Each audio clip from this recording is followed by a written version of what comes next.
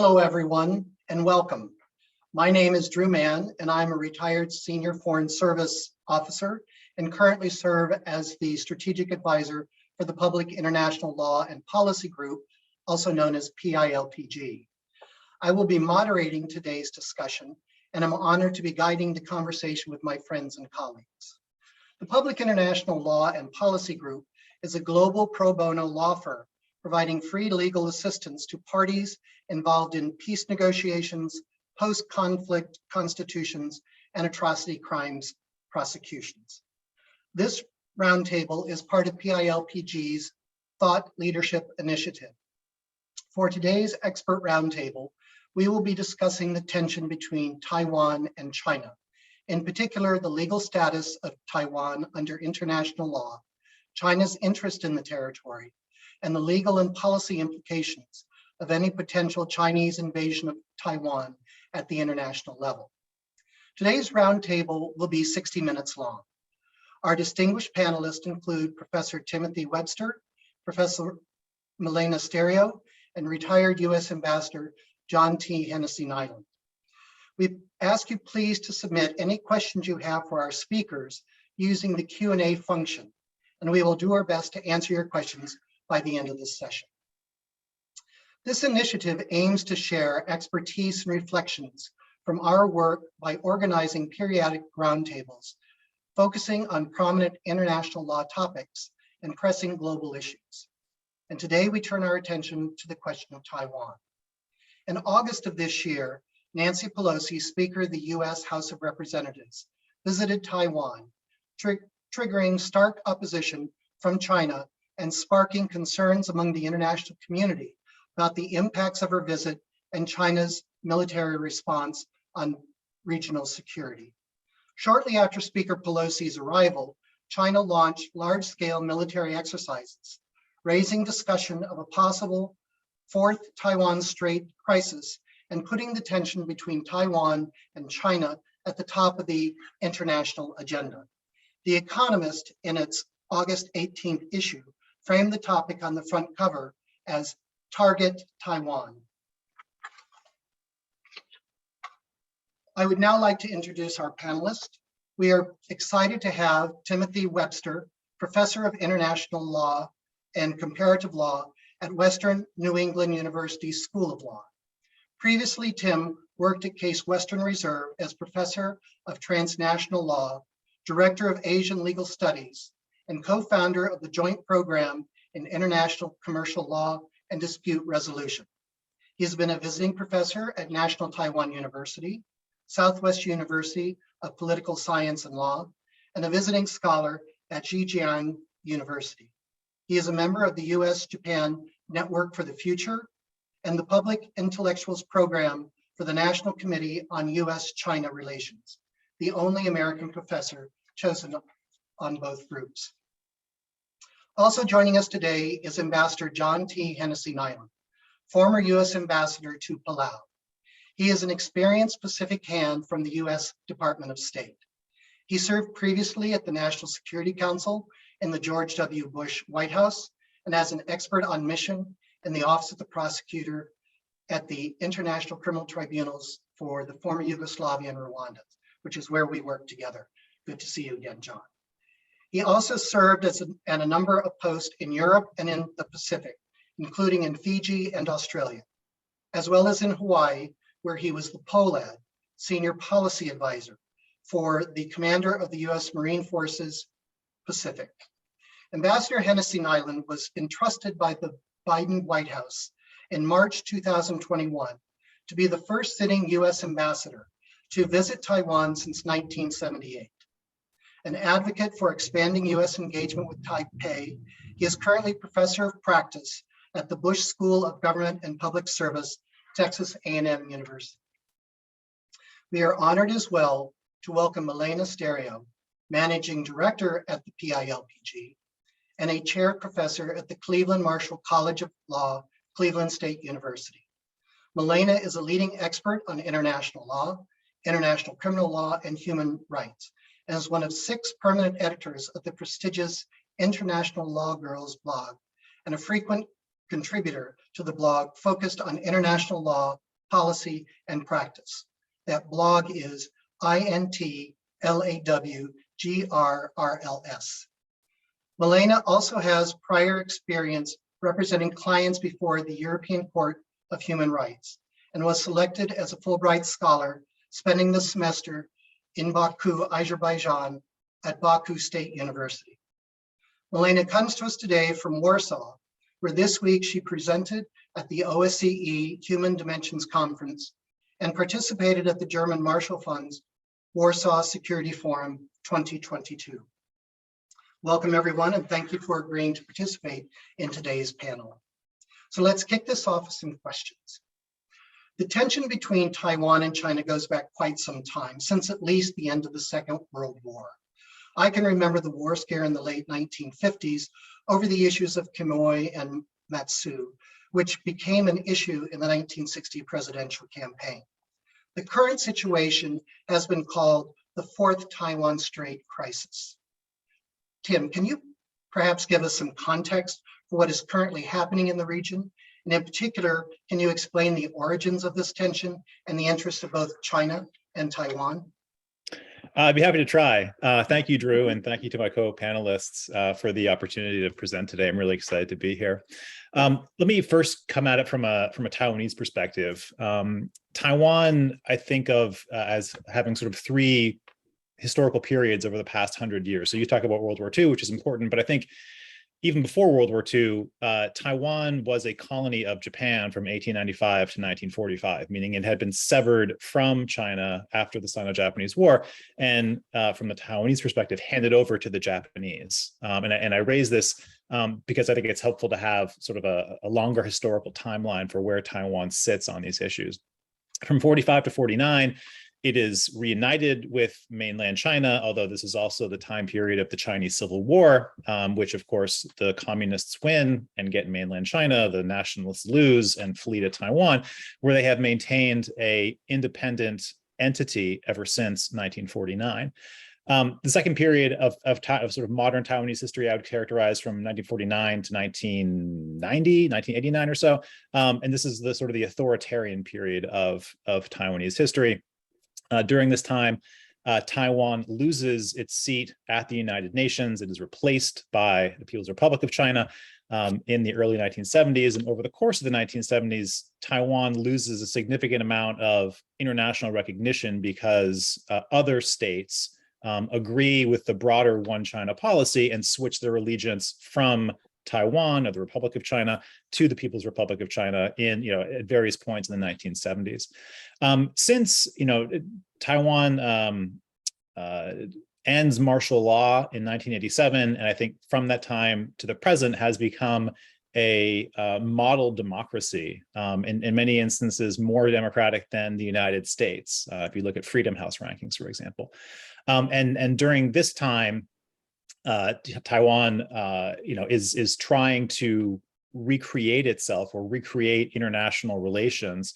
At this point in time, only about 13 or 14 states recognize Taiwan as the One China, whereas the other 180 or so members of the United Nations, including most of the major powers like the United States, Russia, France, Britain, and so forth, all recognize China as the One China. So that I think is some context. The other thing I think to keep in mind here is that even though states may have diplomatic recognition of China, they also have informal ties with the United States. The United States maintains kind of a quasi-embassy in Taiwan called the American Institute. Many other states also have informal relations with Taiwan. So yes, we have formal embassy in Beijing, but we and the other states that recognize China as the One China also maintain informal relations with Taiwan in a number of different areas. So that's one aspect of it. From the Chinese perspective, China sees Taiwan as part of its own territory. and sees any outside interference, including support from the United States, Japan, or other actors, as meddling in its internal affairs. And this, of course, has implications for how we, as the United States, try to engage. It has very, very important implications for international law. Is this a domestic conflict? Is this an international conflict? And over the past maybe 10 years under the Xi Jinping reign, let's say a regime, China has become much more assertive in its immediate region, right? It's fought a border war, or it's had border skirmishes with India. It has sailed Coast Guard and Chinese fishing vessels around islands claimed in the East China Sea, claimed by Japan. Obviously, we have this potential fourth Taiwanese crisis that you mentioned. There has been a dispute with Philippines about other issues involving maritime delimitations. And as China has become more powerful economically, it also wants to play a role politically and militarily that matches its economic influence. So I think we are witnessing a resurgent China, and I think it's only going to be, continue to get more aggressive in the years to come, as it too wants to assert what it considers to be a global influence in line with its economic profile. So you're talking about a resurgent China with a number of perhaps aggressive military actions within the region. We've also just seen Russia invade Ukraine. So I'm wondering whether this raises questions about whether China intends to launch an invasion of Taiwan. John, why do some people draw parallels between what the Russians are doing in Ukraine and what China is doing in Taiwan? What is the connection between Russia's war in Ukraine and the question of Taiwan? Drew, first of all, great to see you. And I thank my co-panelists and everyone joining this conversation on Taiwan, and particularly want to thank the Public International Law and Policy Group for organizing today's roundtable. A couple of disclaimers always up front. I'm not a lawyer, but I do have a master's in law and diplomacy from the Fletcher School, the MALD. But I am a practitioner, 35 years of experience, much of that in what we call the Indo-Pacific. And I thank you for the question, Drew. It's timely. And it's always tempting, but perhaps dangerous to draw parallels. But the example of Ukraine is top of mind, about how a smaller but highly motivated population, and I would add with significant external support from the US and others, can resist an invasion by a much larger and better armed military. That may give pause to the PRC if it has military plans in the future with respect to Taiwan.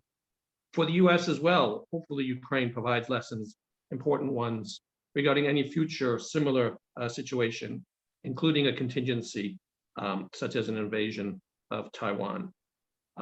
And I'll sidestep for the moment this issue of whether the US is maintaining strategic ambiguity vis-a-vis our policy toward Taiwan, or something else in light of recent statements by the president. But that's my tease for later. Thank you. Sure.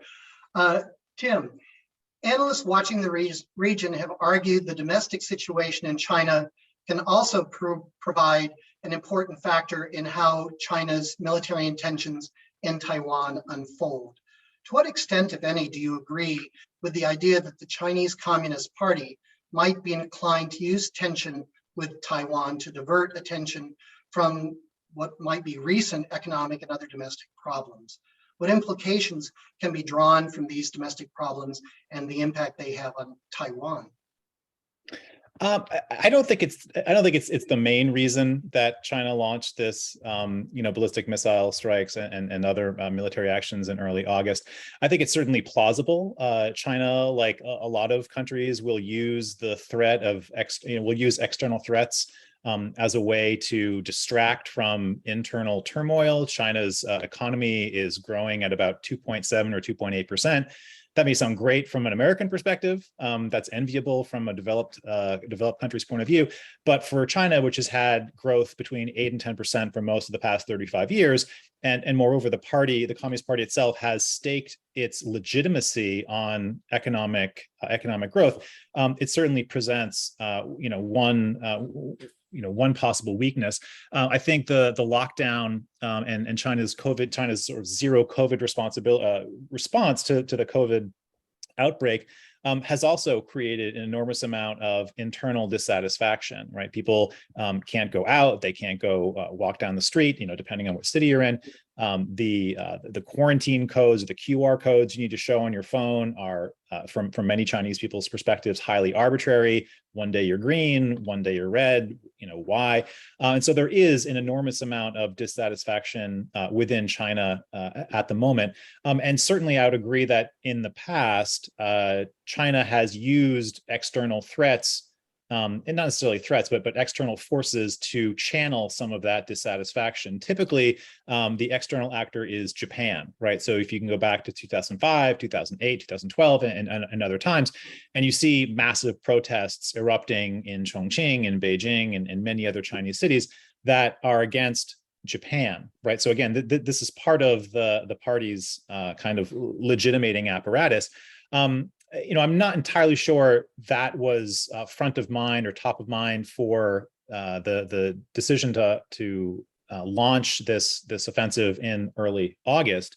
I think I think China is trying to warn the U.S. And more importantly, warn the Taiwanese that the more external support it gets, including a visit from Congresswoman Pelosi, the more China is going to bear down with military pressure and the threat of force. So certainly a possibility, but I think there are other perhaps more meaningful messages that the party is trying to send through this offensive. One of the underlying questions and crucial questions in this regard, Milena, is whether Taiwan qualifies as an independent state. Can you explain the international law requirements for a territory to qualify as an independent country? Sure. That is really one of the fundamental questions here. International law, positive law, defines what a state is and provides the criteria for statehood in a treaty called the Montevideo Convention on the Rights and Duties of States, which was negotiated back in the early 1930s. And there are 4 criteria of statehood according to the Montevideo Convention, which include, first, a defined territory, second, a permanent population, third, a government, and fourth, a capacity to enter into international relations. And this theory of statehood is supposed to be a legal theory, separated, divorced from the geopolitics that are typically linked to recognition of states. The problem here is that this fourth criterion, which is the capacity to enter into international relations, actually ends up tying the legal theory of statehood precisely to recognition, because no entity can have the capacity to enter into international relations and to conduct international relations if other existing states are unwilling to engage in international relations with that entity. And so it is difficult to say that the international law theory on statehood is completely separated from recognition, because we see that in practice, it is very, very difficult for any, aspiring state-like entity to function as a state and to have the capacity to enter into international relations unless other states are actually willing to accept it, embrace it as a sovereign partner. And so when it comes to Taiwan, the problem really is not so much the definition of statehood, it's really the recognition element and the willingness of other states to accept Taiwan as an independent state. So John, what is the current diplomatic position of Taiwan? In the event of a military invasion by China, what response might the international community have? First, though, just to echo what Milena just said, of the Montevideo Convention, it's really that fourth point that is in contention, whether Taiwan has the capacity to conduct international relations. And that is where the crux of the issue is, whether Taiwan is an independent actor and sovereign, whether it has the attributes of a state or not, and whether its current status is undetermined. With respect to U.S. policy toward Taiwan, at least, that's guided by the Taiwan Relations Act. The U.S. opposes any unilateral changes in the status quo from either side. The U.S. expects cross-strait differences to be resolved by peaceful means. The U.S. does not support Taiwan's independence, but the U.S. has an abiding interest in peace and stability across the Taiwan states. And the U.S. does make defense articles available for the defense of Taiwan to ensure a sufficient self-defense capability. And it is a difficult question, Drew, because the situation isn't static. Currently, Taiwan has diplomatic relations with 14 countries. That's a little less than a little while ago. And who knows what the future holds. And undoubtedly, not just in the Pacific, but globally, the PRC is determined to reduce that number to zero, hopefully peacefully. When I served as the ambassador in Palau, and Palau is one of the 14 countries that recognizes Taiwan. The president of Palau is actually in Taipei this week to celebrate Taiwan's National Day. And the issue is this: is there a deadline? Is there some other event that may trigger a conflict? Is there a particular date in mind for the Communist Party of China in terms of when it seeks to resolve the situation? I was watching a TV program just yesterday on Taiwan from CBS News here in the United States. And there are a number of dates out there in terms of when the PRC potentially believes it must regain, reunify China. Some argue it's as early as 2027. I mean, that's hypothetical. If contest becomes conflict, I would suggest that in the event of a military action by the PRC against Taiwan, the international community, most likely, in my view, would react in a similar manner to what we've seen with regard to Ukraine. As a quick follow-up, we have a question from one of our attendees asking you, if the United States wants to ensure stability in Taiwan, would it intervene if China invaded Taiwan? And of course, we have a recent statement by President Biden saying that, yes, the United States would defend Taiwan. What would the United States do? How would the United States intervene? Well, Drew, as you know, and I think many people are aware of the position of the United States government vis-a-vis any potential military action against Taiwan, which is to maintain some strategic ambiguity as to what exactly would be the response by the United States. As I said, it's clear that under the Taiwan Relations Act, we do supply defensive articles for the self-defense of Taiwan. True, President Biden has made a number of statements recently that some commentators have argued is moving away from the position of strategic ambiguity, perhaps more toward a position of strategic certainty, e.g. that the US would come to the defense of Taiwan. I would suggest this. We've had the statements from President Biden, and then we've had the statements, again, by commentators saying they were walked back by the NSC or by the White House or by the State Department. But perhaps that could also be deliberate, and that this back and forth on the question is still ambiguous, and that the US government is still seeking to give pause to the People's Republic of China as to exactly what would be the US response if they were to militarily invade Taiwan.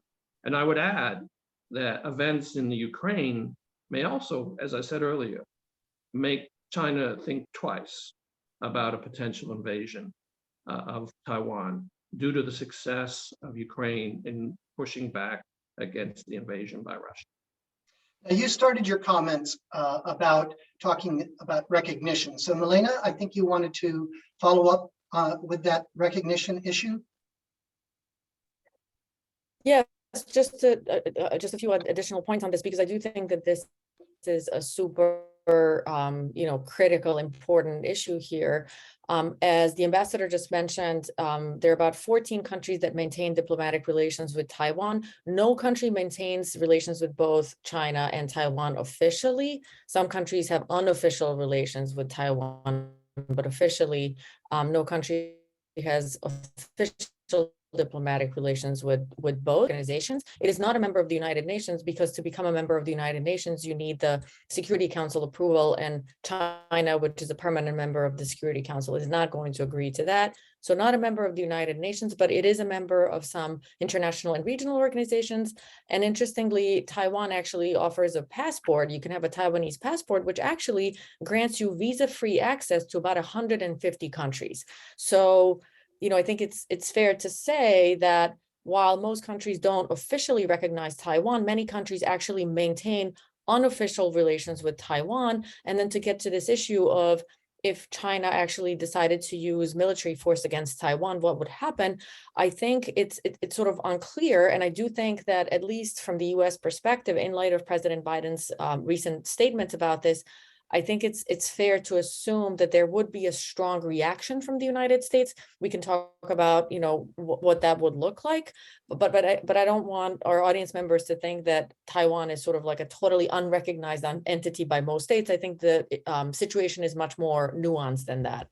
So not only strategic ambiguity concerning possible response if there were military actions, but also currently diplomatic ambiguity based on the state of play internationally.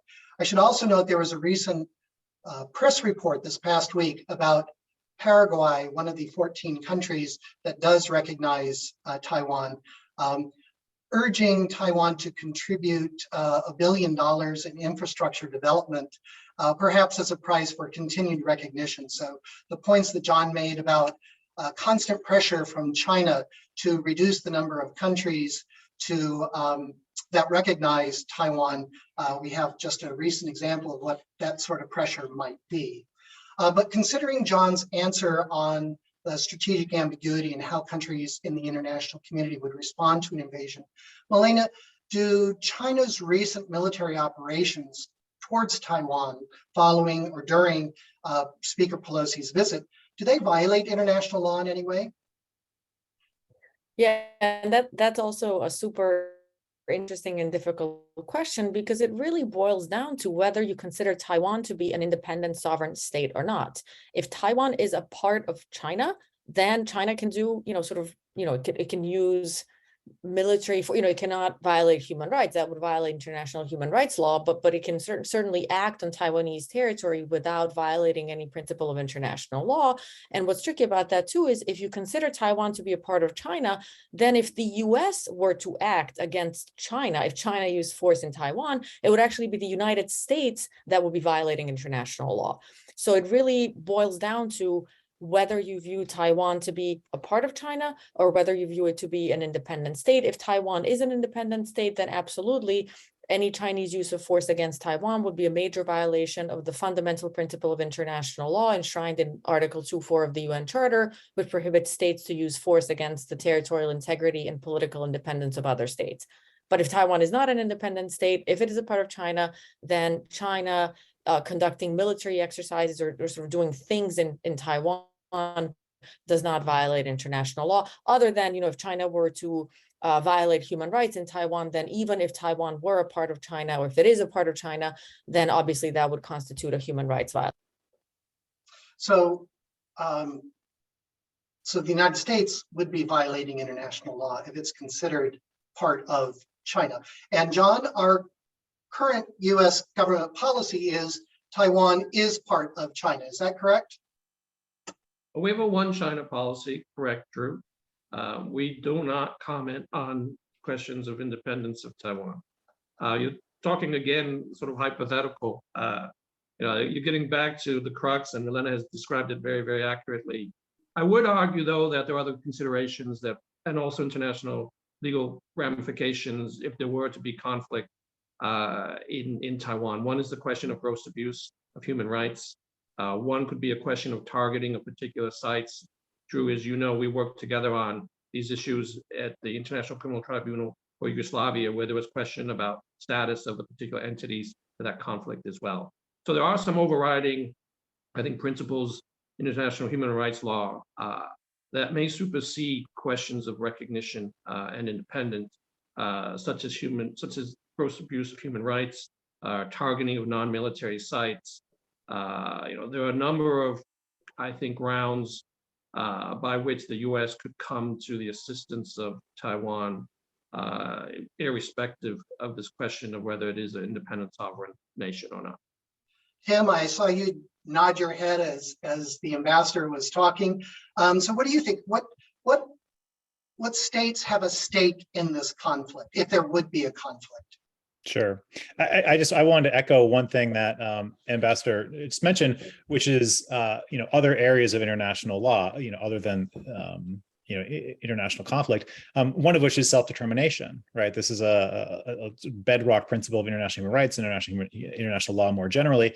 The idea that states, including potentially a state like Taiwan and the people of Taiwan, have a voice in deciding their own government, deciding their own political recognition, deciding what kind of system they want to have. So I think that may also buttress this idea of we can't say Taiwanese independence, but the idea of Taiwan as a self-contained unit, let's say. To get to the question you just raised, Drew, what other states are looking at this in the region, and I think this military exercise has been a pretty dramatic wake-up call to certain states. So, thinking about who is in the neighborhood, Japan, right, the former colonial power in Taiwan and probably Taiwan's closest ally in the region, is very concerned, right? I mentioned earlier that there are tensions between China and Japan over the Senkaku or Diaoyutai Islands that Japan claims, or so Japan exerts control over, and China also claims. Several of the missiles that China launched, at Taiwan ended up in Japan's exclusive economic zone, right? Which is not necessarily an offense to their territory, right? But certainly you can see how Japan might get wrapped up in this if all of a sudden, missiles or other material are ending up in Japanese territory. And the Japanese were among the first to sort of condemn these acts. Australia is another, important democracy. It's obviously quite a bit farther away from Taiwan, and Australia is, I think, going through something of a internal conversation about what kind of role it wants to have. It recognizes China as most states do, but the China-Australia relationship has gotten a lot more tense over the past few years. Concerns about economic coercion.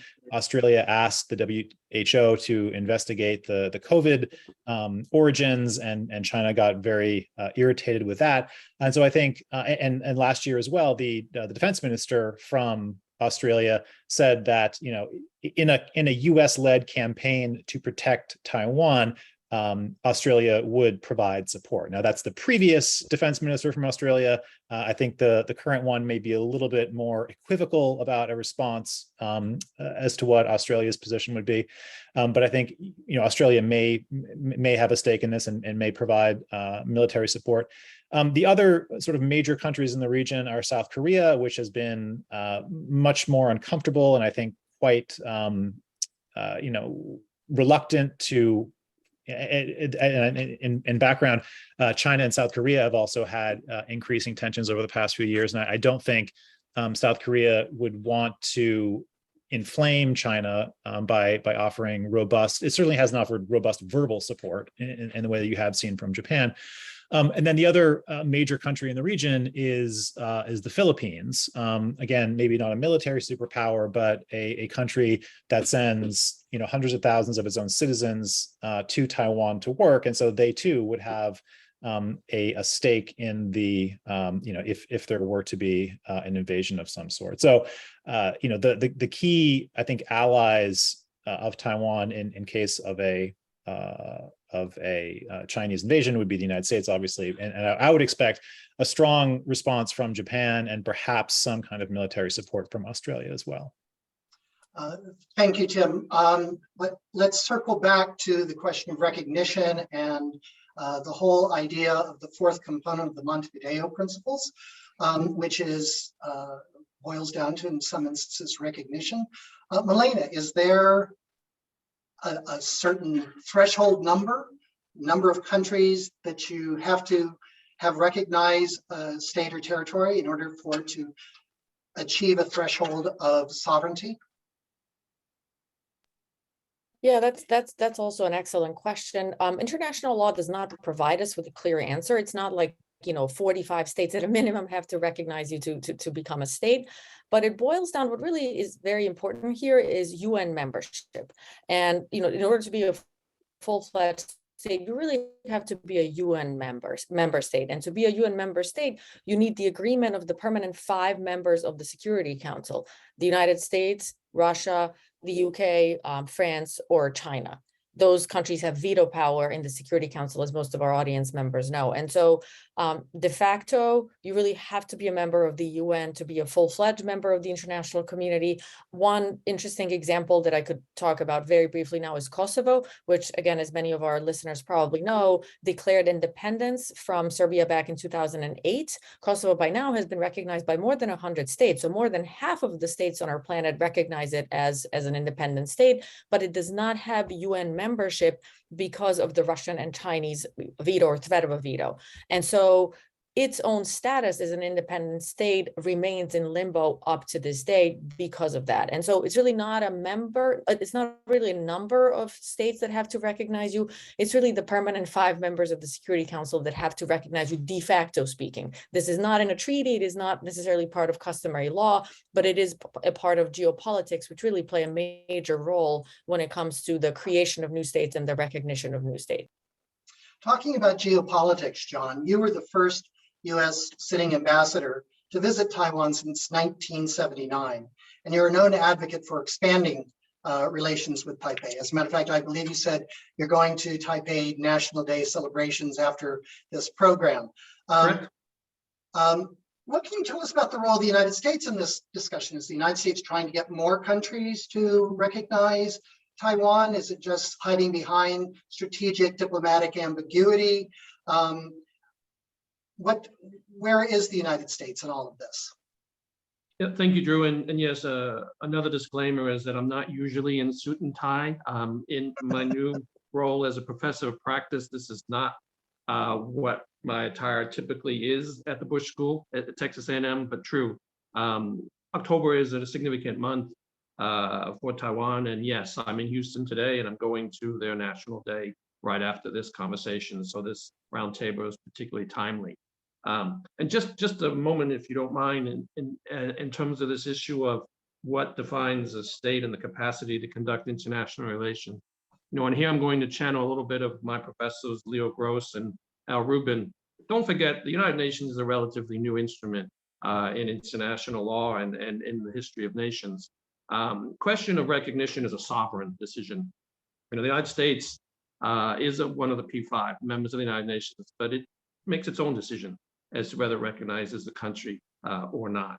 And I'd also argue that Taiwan and other entities have both the formal network of diplomatic recognition, these 14 countries that we mentioned before, but also a rather large number of what would be described as unofficial offices in a large number of countries. And Lena already explained how many countries recognize the passport from Taiwan for visa-free entry. So there is obviously a difference between, or a gap, a lacuna, if you will, between de jure, what is the law, or what is generally accepted to be customary international law, and what is taking place in practice. My sense of the current state of play is that the United States is determined to maintain and, if possible, expand what we describe as the international space for Taiwan. For example, COVID, the pandemic, the global pandemic. We argued that Taiwan should be able to participate in technical meetings of the World Health Organization. This is a global challenge that knows no borders and impacts all of us around the world. That was rebuffed, but the United States is committed to expanding, where appropriate, the international engagement for representatives from Taiwan. my visit to Taipei back in March 2021. Yes, I was the first sitting ambassador to visit since we changed recognition to Beijing. But I hope my visit, and it's borne out by the number of visits subsequently, as part of a process of demonstrating our willingness, the United States official willingness to engage with counterparts in Taiwan. So hopefully my visit helped open the door to the visits of a number of congressional delegations, including the Speaker of the House, Nancy Pelosi, and my former boss, former Secretary of State Pompeo, was in Taiwan just last week as a retired Secretary of State. And so the level of engagement, the numbers of engagement are expanding between the United States and Taiwan. And our colleagues on the roundtable mentioned the other key actors in the region. And all of them, Japan, Australia, Korea, Philippines, and I could go on, do maintain some type of relationship with Taiwan and are seeking to expand that relationship, because Taiwan actually can play a very helpful role in development, in humanitarian response, in terms of addressing health issues, all of the responsibilities that a government has to prioritize. Taiwan is an important partner. And so, there is no red line put in place by the United States with respect to relations with Taiwan. We seek to engage with them. We seek to maintain the One China policy. We seek to ensure that all of the activities by all of the parties remain peaceful. Two questions to Tim primarily. One is, as I'm listening to this, it almost sounds as though there's significant and overwhelming antagonism between Taiwan and China, but yet there are a tremendous number of ties and activities that go on between the two areas, isn't there, Tim? Yes, there are. And this is also, to an extent, a domestic political issue within Taiwan. So you're absolutely right. The economic ties between China and Taiwan are quite strong. I think they might have reached a peak in the early 2010s. And at that time, the leader of Taiwan was a professor of international law named Ma Ying-jeou. And Ma Ying-jeou represented the KMT, the Kuomintang or Nationalist Party, which has traditionally been the party more in favor of reunification with China, right? They are the ones who fled in '49. They're the ones who claimed that they were the one China for decades, and many members of the KMT long for a formal sort of reunification of Taiwan and China. Now, there is a second party that is currently in control of Taiwan.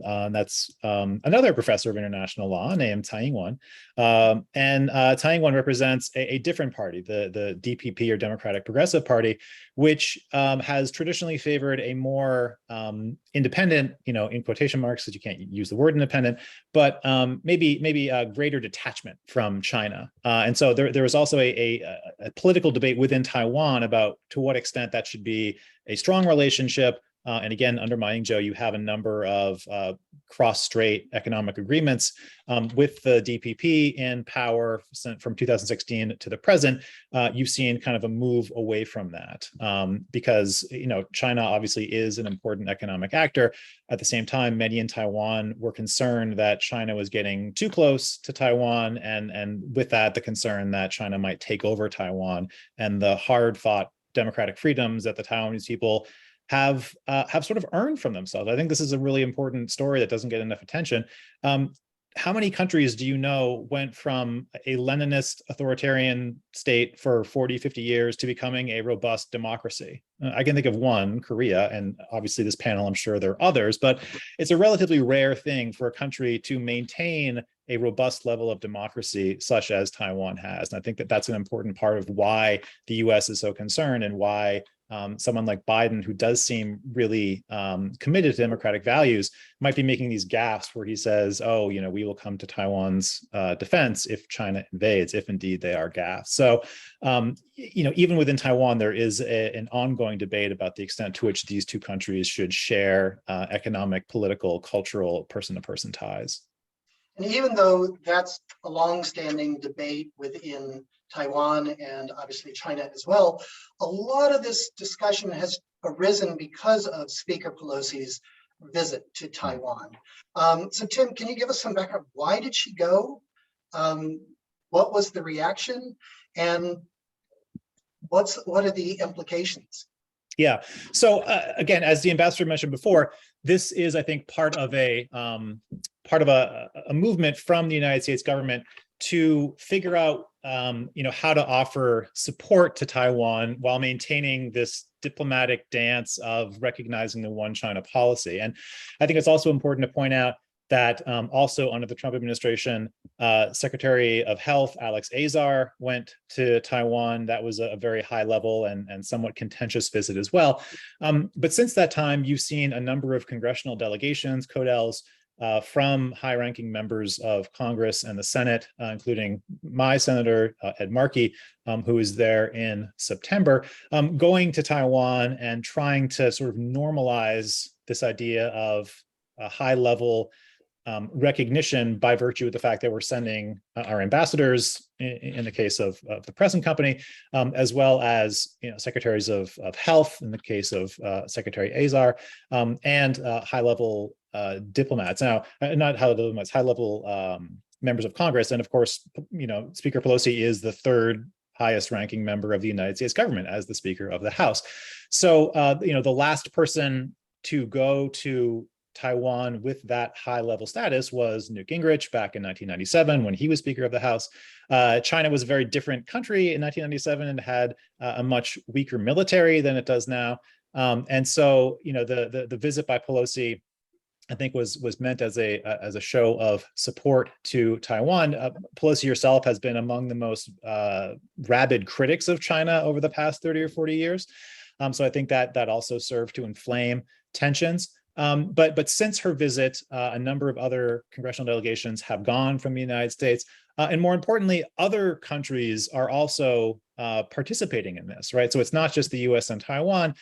There have been Spanish delegations. There have been French delegations. The leader of the German Bundestag is in Taipei right now. The Japanese have sent a number of delegations from their diet. So this seems to be, at least among a certain class of liberal democracies, a way of providing some amount of international recognition, not the official recognition that Professor Sterry was mentioning, but a way of signaling support for Taiwan by sending high-ranking government officials who represent democracies to Taiwan to say, we see you, we support you, but doing so in a way that doesn't directly offend the one China policy that we've been talking about.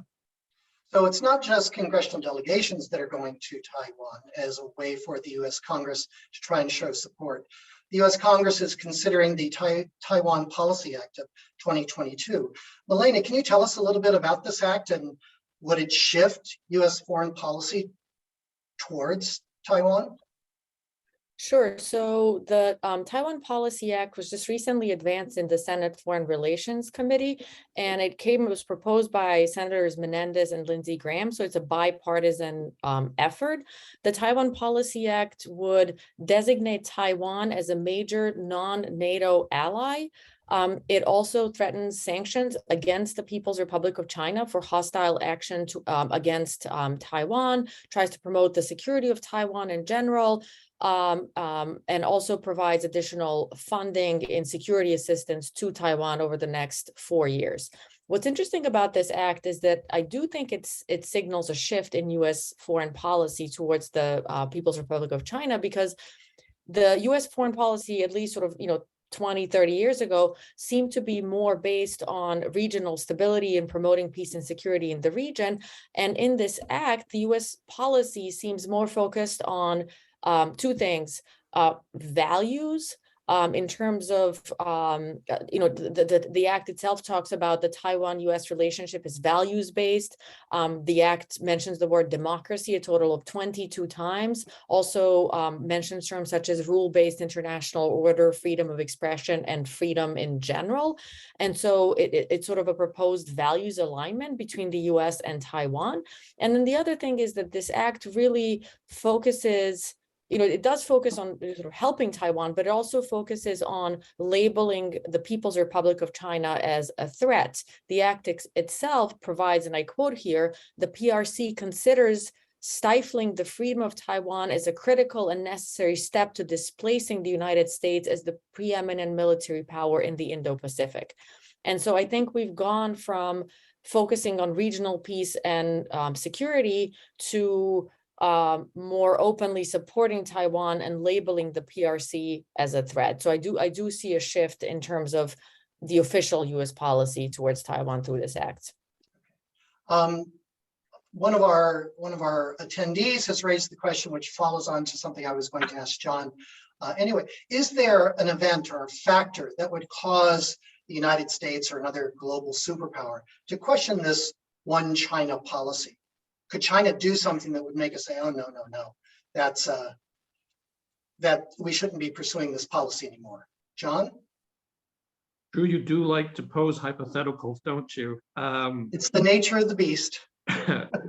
Let me back up a little bit before I try to tackle that one. And what my panelists have just mentioned, I think it's important to and this is a key point. It's not that the US necessarily is acting in isolation and moving toward a more threatening position vis-a-vis the PRC. And what's being debated in Congress is actually recognition of what the People's Republic of China have been up to for the past several years in the region. The US initiatives, the legislation that's making its way through Congress, which really does have significant bipartisan support, is in defense of, an international rules-based order, of a free and open Indo-Pacific, and to strengthen democracy and good governance. I mean, just take a look at the catalog of examples of malign and malicious PRC behavior. I mean, we can look at Hong Kong. We could look at the treatment of Uyghurs. We could look at the pressure being put on small, fragile island states across the Pacific.